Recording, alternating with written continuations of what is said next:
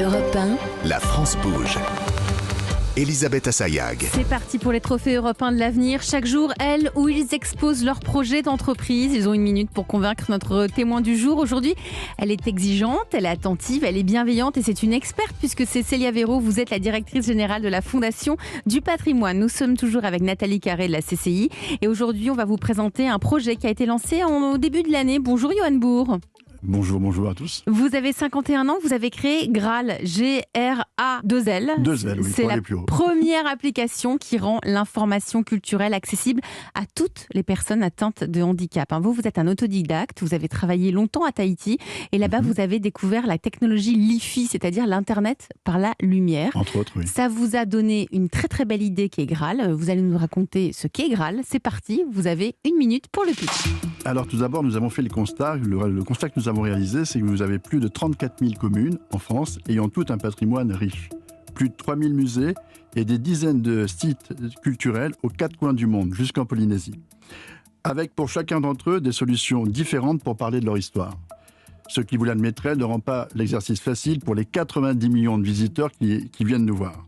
De plus, ces outils sont inaccessibles pour le public en situation d'empêchement et ne parlent souvent que le français, l'espagnol ou l'anglais. Alors nous avons décidé de créer une solution pour unir l'information culturelle au travers d'une application unique qui s'appelle Graal, destinée donc aux villes, aux villages, aux musées, aux cantons, aux responsables culturels, aux offices de tourisme, mais aussi en leur offrant gratuitement une solution sur mesure multimédia pour raconter, partager leur histoire, au mètre près à l'intérieur comme à l'extérieur, et ainsi enrichir l'expérience de leurs visiteurs de manière simple, instantanée, avec ou sans connexion. C'est parfait, on a tout compris. On a compris ce qu'était Graal, donc cette application qui permet de rendre tout notre patrimoine culturel, nos musées, etc. accessibles à tous. À tous et dans toutes les langues. Et dans toutes les langues, et ça c'est hyper important. Qu'en pense Nathalie Carré qui est en charge de l'entrepreneuriat à la Chambre de commerce et d'industrie? Nathalie, quelles sont les forces et les faiblesses de Graal? Ce qui est déjà hyper intéressant, c'est qu'en fait vous avez développé une nouvelle technologie qui fait fi de la barrière de la langue ou des problèmes de connexion, puisqu'on peut aussi télécharger notre contenu depuis notre hôtel quand on a une carte SIM qui est étrangère et puis réutiliser à l'extérieur. Comme vous avez un Google Maps augmenté, accessible partout et pour tous, bravo. Puis comme Google, votre matière première c'est l'information, donc les usages sont nombreux. Là vous avez parlé du tourisme, mais ça peut être aussi un partage d'informations sur un chantier en construction, ça peut être de la formation sur le lieu de travail, évidemment donc le tourisme et bien d'autres utilisations, ce qui fait un beau potentiel de développement pour l'entreprise. Et puis c'est important aujourd'hui pour tous, votre solution a un impact écologique nettement moindre que d'autres solutions comme le moteur de recherche et ça compte aujourd'hui. Alors, pas de point amélioré, mais quelques remarques. Déjà, une remarque pour l'usage touristique. J'ai téléchargé votre appli, j'ai saisi Place de l'Opéra, par exemple. Donc, on voit une carte avec la place et tout ce qu'il y a autour, et puis on voit les points Graal. Alors, il y en a un pour le printemps, pour un musée, pour une entreprise, etc. Mais en fait, impossible d'avoir des informations sur ces lieux. Il faut se trouver en fait devant le lieu pour que l'information s'ouvre. Alors, vu qu'une majorité de touristes préparent leurs vacances, leurs visites, peut-être qu'il faudrait quand même une première info simple qui permettrait de savoir si ça nous intéresse ou pas de visiter. Encore plus si on veut télécharger les infos, donc avant d'aller se promener, puisque notre téléphone ne peut pas être utilisé à l'extérieur, par exemple, hors Wi-Fi. Et puis votre application, en fait, elle est faite pour les professionnels, un musée par exemple, mais au service des individus. Et comme vous le dites, sur votre site, en tout cas, il y a un potentiel infini d'usage. Alors, n'hésitez pas à illustrer cette infinité d'usages avec des cas, d'autant que vous avez déjà des clients, et expliquer de façon détaillée la problématique du client, la solution mise en place, le temps passé par votre client, la formation de ses équipes et surtout l'impact, des éléments très concrets qui permettent qu'un responsable de communication d'un lieu touristique, par exemple, se dise « Oh là, super, c'est facile, on peut gérer ça et ça sera utile » pour nos clients. Et puis, vu que les usages sont nombreux, les fonctionnalités aussi, c'est pas simple de se faire connaître sur un champ d'action aussi vaste. Votre slogan, c'est diffuser la bonne information à la bonne personne, au bon endroit, au bon moment. Vous pourriez peut-être décliner ce slogan avec des marques par secteur d'activité. Par exemple, il pourrait y avoir un Graal Tourisme qui informe les touristes sur la magie des lieux quand ils veulent, dans la langue qu'ils veulent. Un Graal Éducation qui forme les équipes sur leur lieu de travail au bon moment pour la certitude d'un geste professionnel sans faute, etc., etc. L'idée, c'est de s'adresser à chacun de vos marchés en leur parlant directement, mettre en avant l'avantage que votre solution présente pour eux et juste pour eux. Vous connaissez l'adage, parlez-moi de moi, il n'y a que ça qui m'intéresse. Et là, on est tous pareils.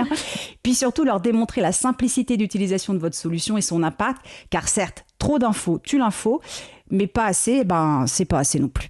Eh bien, que vous en merci pensez? beaucoup. Je trouve très éclairant. C'est elle la est bonne toujours information. éclairante. Ah, là, elle est merveilleuse. Franchement, je l'ai Mais déjà elle pourrait écoutée. travailler avec toutes les startups qui Mais viennent de toute chez nous tous façon, les jours. il faut monter une radio peut-être pour pouvoir la recruter. Mais si un jour elle cherche, je serais heureux de pouvoir participer, de pouvoir profiter de sa lumière. Elle est vraiment très pertinente. Alors vraiment. justement, dans tout ce que vous a dit Nathalie Carré, Alors, c'est la multitude d'usages dans ce qu'elle nous a dit. Évidemment, il faut recentrer les cas d'usage avec la pertinence de l'usage de l'application. C'est pour ça qu'on s'est concentré sur la culture. Il y a un vrai manque d'accessibilité à la culture. Ce qu'on vous dit, en vérité, les bâtiments, comme ici on nous reçoit, c'est l'accès pour un fauteuil roulant, mais il n'a pas accès à l'information. Et c'est ça notre pertinence, c'est de rendre l'information accessible à tous et dans toutes les langues. Et gratuitement. Et surtout sans prendre les données des gens. Vous téléchargez Graal, ce qu'elle a pu constater, c'est qu'en téléchargeant Graal, on ne lui a pas demandé son mail, ni qui elle était, ni où elle habitait, et rien. Et donc on a un impact de ce qu'on appelle data free dans le franglais, on ne prend pas les données des gens, et en plus, pour tout point d'information concret, on plante un arbre. Ça, c'est un point rassurant. Vous, aujourd'hui, vous travaillez, Johan, avec des musées, avec des mairies, mais aussi avec des offices du tourisme. Oui, quelques-uns. D'ailleurs, je profite de l'antenne pour leur parler, leur dire on a le meilleur outil, vous n'avez plus d'excuses pour rendre l'information culturelle accessible à tous et dans toutes les langues. C'est gratuit, faites-le. Vous allez rendre plein de gens heureux, et puis en même temps, c'est 100% français, et en même temps, vous avez un impact écologique, puisque pour chaque point d'information, on plante un arbre. On plante un arbre. Aujourd'hui, vous avez effectué une levée de fonds, là, récemment, Alors, de 500 000 euros. Nous sommes nés en 2016. Depuis 2016, on a levé 2 millions d'euros pour faire de l'acquisition de brevets, pour rendre aussi accessible l'ensemble des technologies au mètre près à l'intérieur des bâtiments. Et là, on fait une levée entre 500 et 1 million pour recruter un maximum de personnes. On a une quinzaine de personnes à recruter là, d'ici 2023, en espérant être rentable en cette fin d'année. Qu'en pense Célia Véraud, directrice générale de la Fondation du patrimoine? Vous pourriez même travailler ensemble, en vrai. Ah bah oui, on va se rappeler après l'émission. Merci beaucoup. C'est fait pour ça. Parce que nous, on travaille pour que la beauté soit appréciée par tout le monde. C'est Victor Hugo qui a dit ça, et c'est notre inspiration. Et on a soutenu un lieu patrimonial tous les 4 km en France, donc il y a de quoi faire. Écoutez, c'est un joli trait d'union. Oui, on est là pour ça. On va vous laisser parler hors antenne. Merci à vous, Johan Bourg. Vous êtes le fondateur de Graal, G-R-A-2-L. Merci d'être venu aujourd'hui dans La France Bouge. Et puis, chers auditeurs, si vous aussi, vous avez envie de nous envoyer votre projet d'entreprise, si vous avez envie de venir pitcher, il n'y a qu'une seule adresse, Nathalie. Et c'est e1-lafrancebouge@europe1.fr, et premier juré, Charlotte Barricon et moi, on lit toutes les candidatures. Vous aurez peut-être la chance de faire partie de nos candidats en route pour les trophées européens de l'avenir. Votez en ce moment pour le coup de cœur des auditeurs. Notre cérémonie aura lieu le 29 juin et c'est le moment de voter pour désigner, pour choisir le lauréat des trophées de l'avenir. Vous restez avec nous sur Europe 1.